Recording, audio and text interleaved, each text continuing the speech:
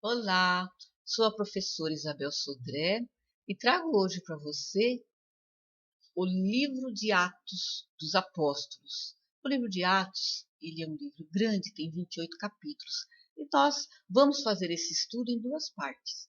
Hoje nós veremos a parte 1.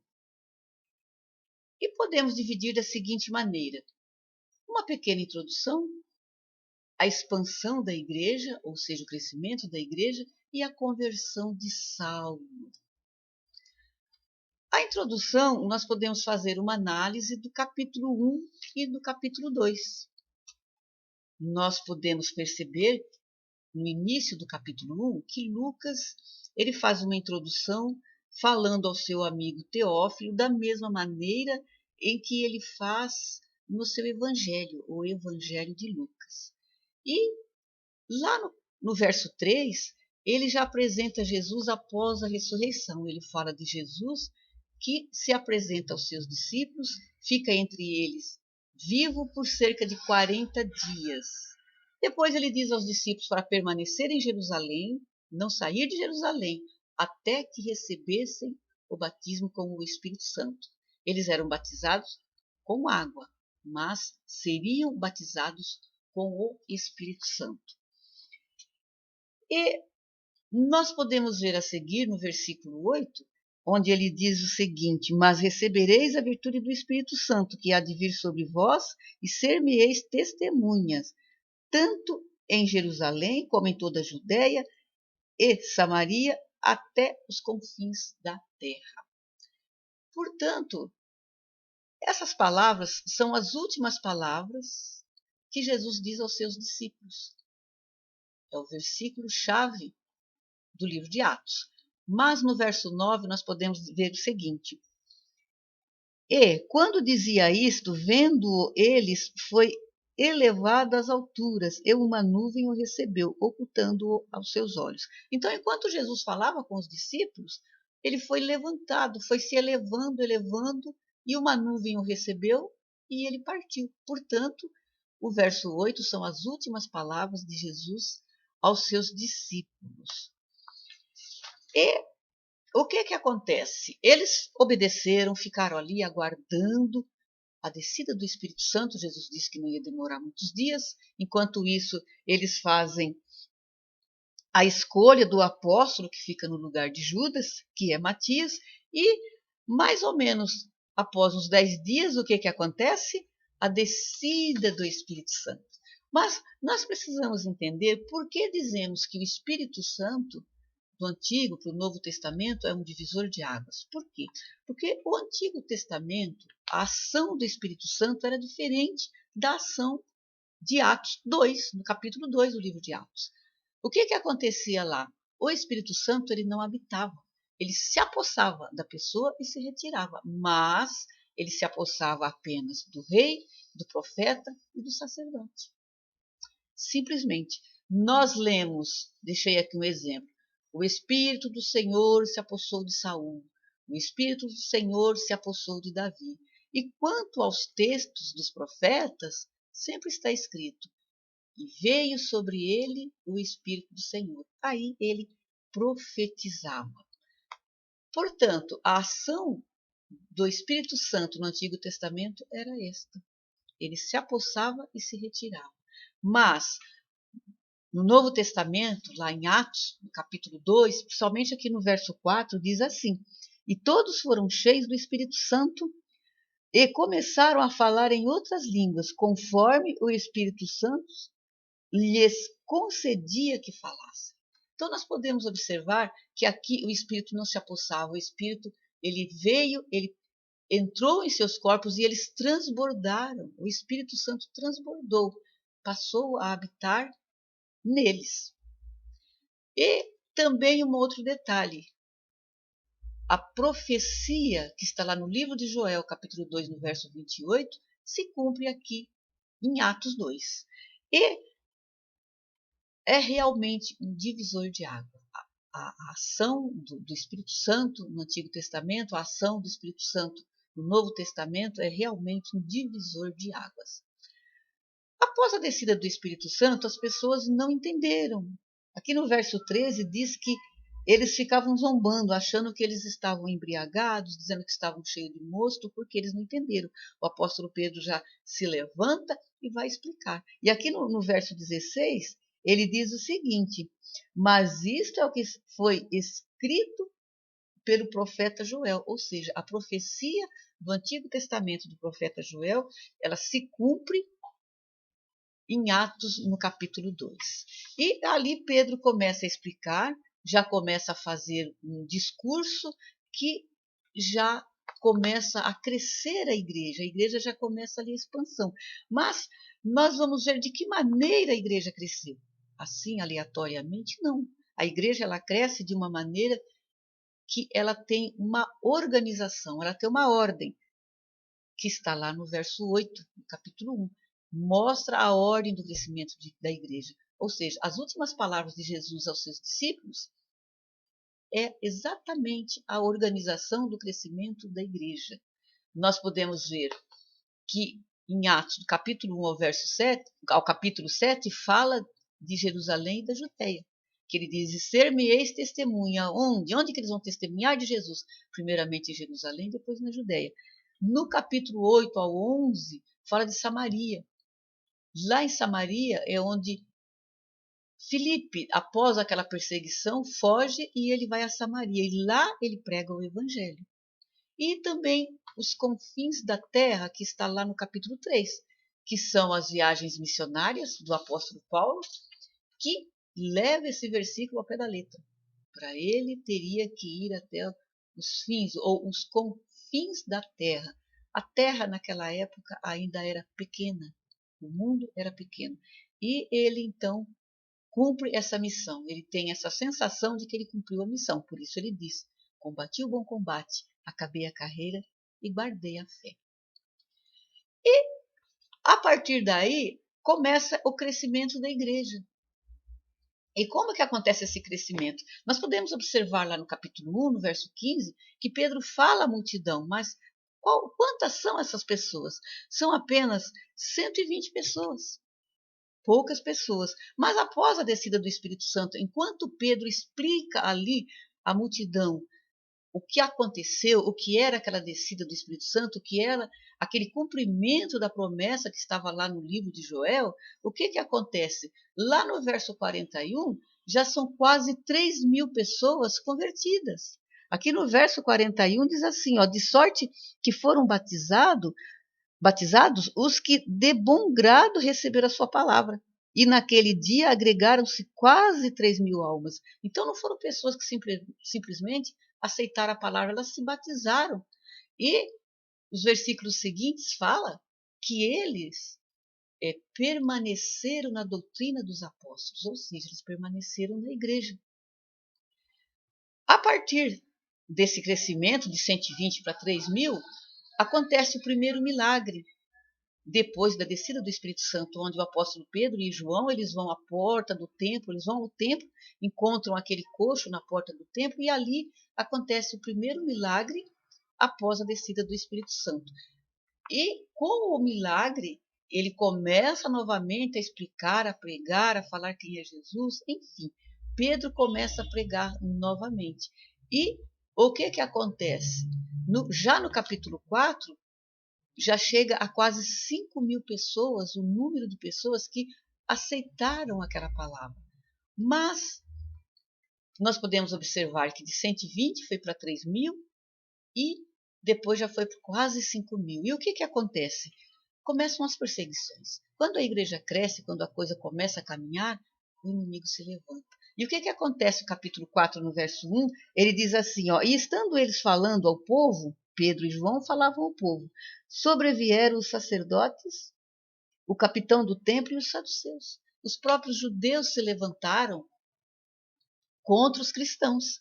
E nós vemos então que começa ali a perseguição. Pedro e João são presos. E quem que os prendeu? Os sacerdotes. Os saduceus, que eram um grupo político que era representado pelos... Eram exatamente os sumos sacerdotes e os sacerdotes. Eles eram os saduceus. E eles eram quem perseguiam os cristãos. Levam Pedro e João presos. E depois nós podemos ver no capítulo 5, que a perseguição continua.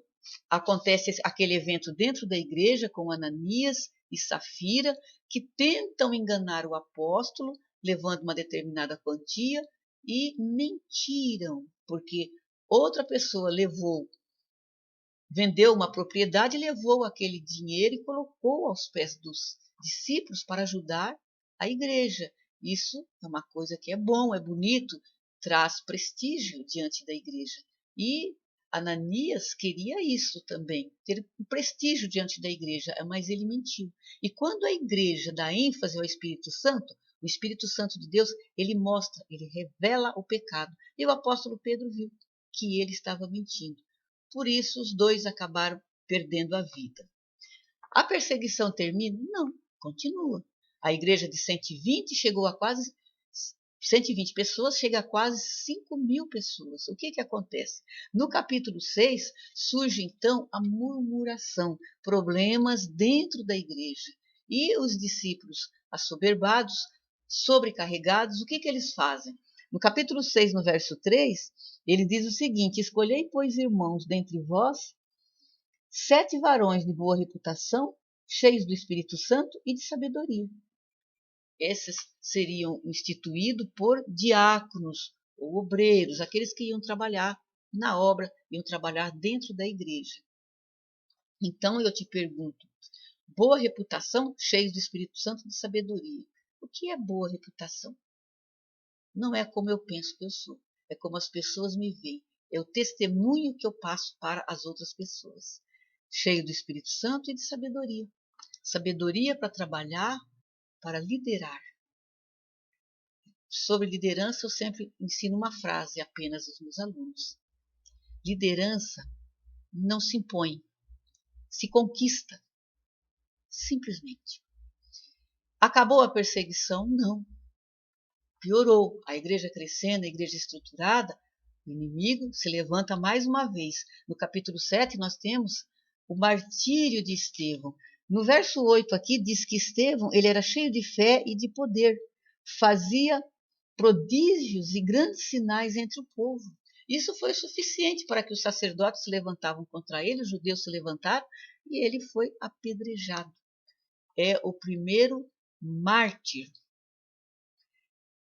E após a morte de Estevão, a perseguição foi tremenda. E eles fizeram o quê? Fugiram.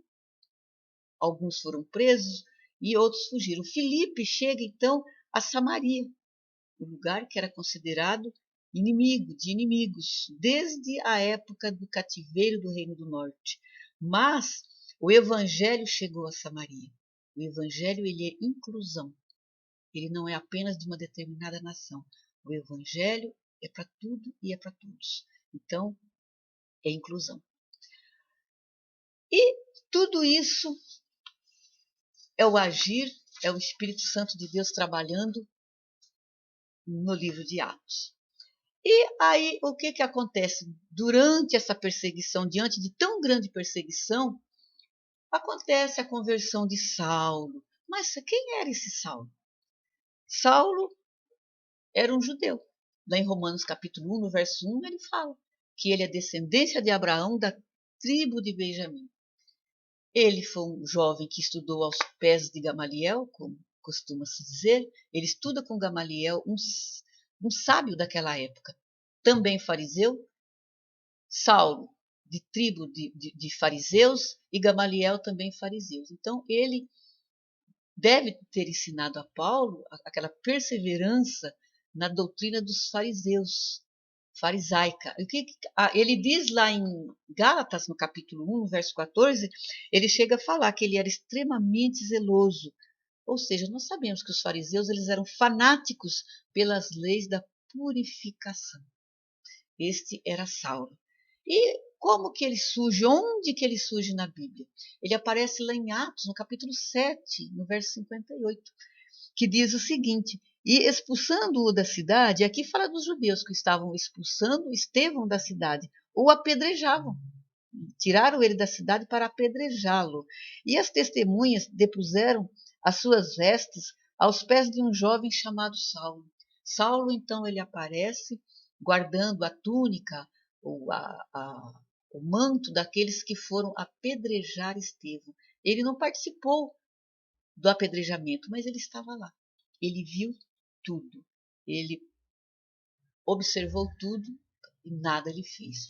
E após a morte de Estevão, a perseguição continua terrível. E Saulo, ele se dedica à perseguição.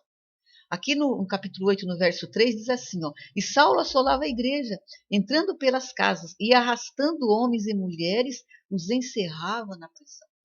Ele foi terrível, ele era dedicado realmente àquilo que ele fazia.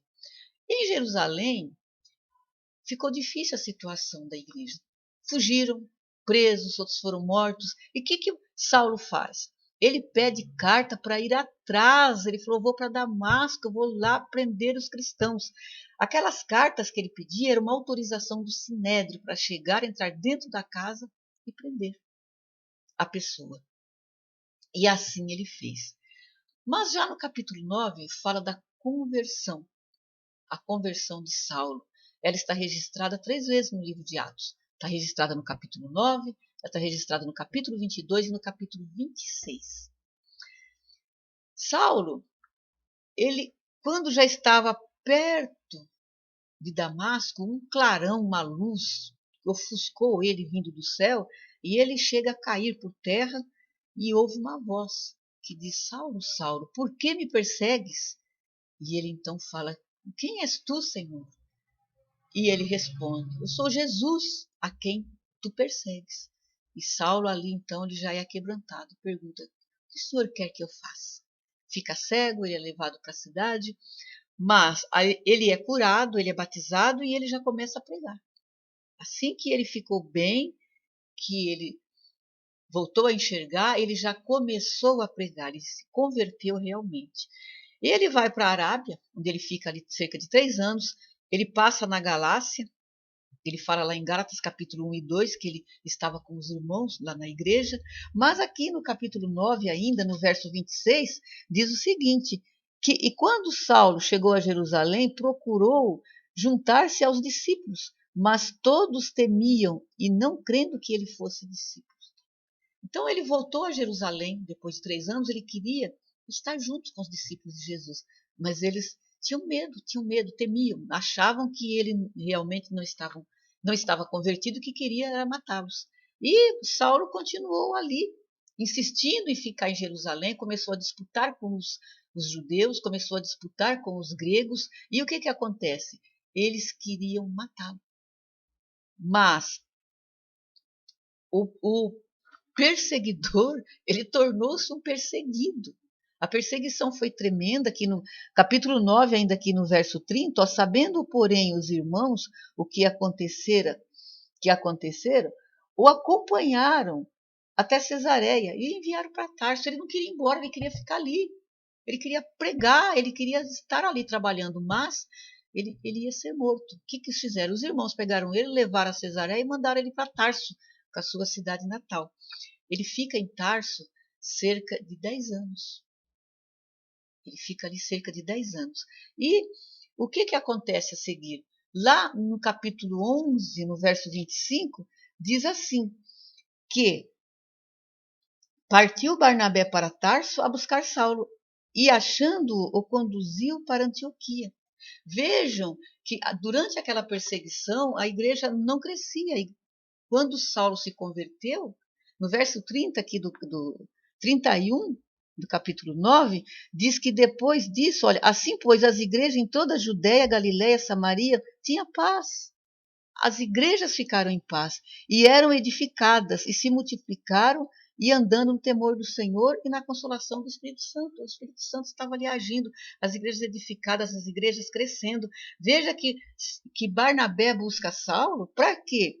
E partiu Barnabé para Tarso a buscar Saulo, e achando-o, conduziu para Antioquia, Antioquia da Síria, ou seja, a igreja, o evangelho já estava chegando em outras nações.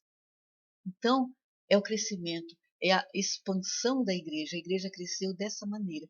Barnabé busca ele e leva para a Antioquia da Síria. E ali vai começar as viagens missionárias do apóstolo Paulo, que nós veremos na nossa próxima aula, no nosso próximo encontro. E assim nós terminamos a nossa aula. Eu agradeço a atenção de todos. Obrigada. Deus abençoe.